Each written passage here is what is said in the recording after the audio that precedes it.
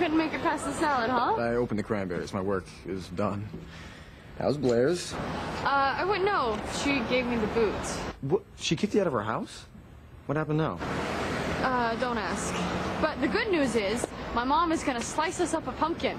Oh, and there's a duck. No, you can't eat duck and raw pumpkin on Thanksgiving. You know what? I'm the guardian of Vanessa's sister's van for the weekend, and we here at the Humphrey Manor have an oddly large kitchen table. What are you suggesting? Please welcome Blake Lively and Penn Badgley.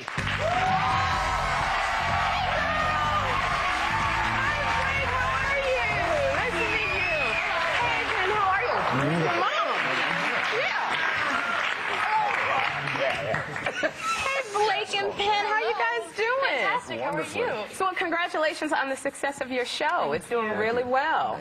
Are you surprised by the success? Yes, a little bit. It's a little strange to walk down the street and see the big billboards and everywhere. Yeah. On buses, everywhere. Yeah, you know, there's a lot of provocativeness in the show. Yes. Sometimes parents get a little freaked out by what they're seeing. Do you feel that is too much, or do you feel like you guys really do have it under control, that it's not outrageous? Well, I mean, I think that our show takes place in a heightened reality a little bit. I think that a lot of the realism is lost in the sparkle, and it's meant to. You know, you need that. You need that for the entertainment and the grit. But this stuff does happen, and it's good because we do address these issues. It does open the door for conversation for parents to have with their children. Also, I think the kids that are engaged in the most abuse of, like, the drugs or the alcohol or the sex, I think they tend to lead the most shattered family lives. You know, you see the repercussions of it at such a young age. Yeah. You know, and I mean, teenagers are teenagers. I think there's an element of it that's very realistic, you know. I mean, it is a heightened reality, obviously, because it's television, right. But they did get it from somewhere. Yeah. And the family that's got it the most together is his family, and they don't really participate in any of that. They have very open communication, and it's... They present a contrast, at least. It's not all sex and rock and roll. So, I'm sorry. No, I was just going to ask one, but I understand you guys have known each other a long time. Yes. Yeah. Since you were 8? No, 11. No, 11. He thinks it was less than it was. He thinks it was 8 years. It was definitely 9. Yeah. Years ago that we knew each other. Well, now, this is so funny. You're doing a show called Gossip Girl. Yes. Now you're splashed everywhere. You're in all of the trades. What is the silliest piece of gossip that has been written, or has it been true? I think I read somewhere that I was an author and that I was writing a book. I'd love to be writing a book. I'd love to have that sort of ambition. I'm not. Yeah. I'm not. I may at one point, but I'm not now. Anything? There was an article recently saying that Leighton and I were frenemies. And it's frenemies. Is that the new term? Frenemies? Yeah, we're friends, but we're also enemies. And it's they see our characters on the show, and they want that to be true in a sense. I think they want everybody's characters in real life to emulate that.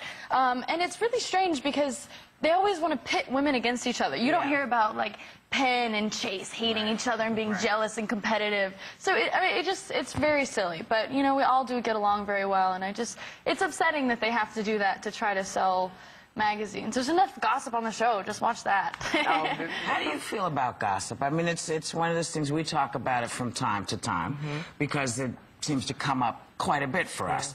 But what do you think of gossip, and did you have to deal with gossip as a kid? About you or around you? I think it's a bad thing. I think... Still watch the show, though. No, but I think it's... I've been a victim of it before in high school. I was involved in a lot of activities, so a lot of people knew who I was. At one point, parents lied and said that my parents had paid the show choir director to put me in the choir. Because I can't sing or dance to save my life. But you were lead in that choir, I went in there, I was like, I'm supposed to be in this choir. Yeah, I was very, like, passionate, and, you know, they put me in the choir. But I lost a lot of friends because of it. Yeah.